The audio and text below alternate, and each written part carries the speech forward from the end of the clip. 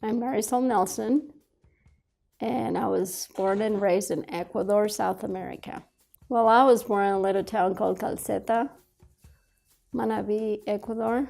And then when I was a little bit older, I moved to Puerto Viejo, and I also lived in Manta.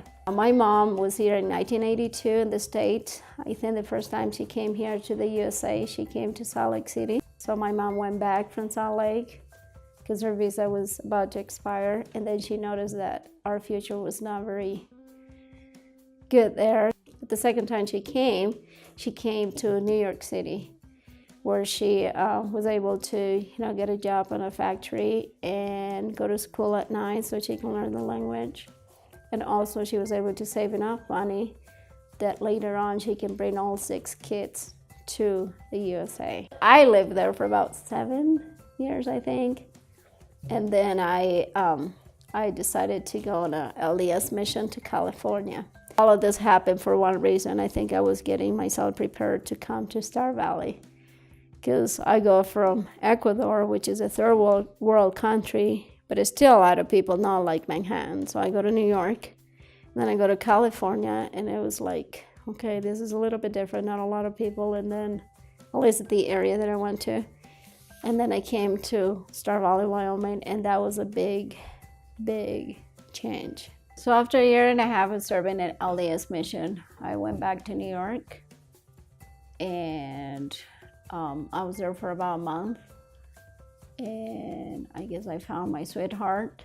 So I moved to the state of Wyoming. Actually, I went from New York to marry a fellow from Star Valley, Wyoming.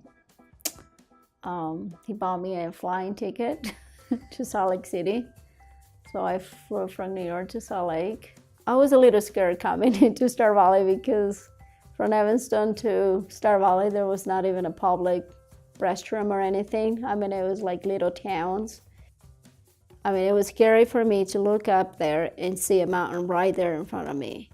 I was just not used to it, and I just closed the curtains, and I didn't want to look up there. But I was in love, so I didn't care much. I was able to get a job in the school district as an ELL aide, which has been a lot of fun because I never thought that in such a small town like Star Valley, Wyoming, they will have the need to have an ELL aide to help kids. So it's interesting how by being bilingual has helped me being able to get a job at the school, and it's fun to work with those kids that are learning English, because once upon a time I was one of them. People said, how in the heavens did you end up in Star Valley, Wyoming when you are from Ecuador? But I made my way here, I guess.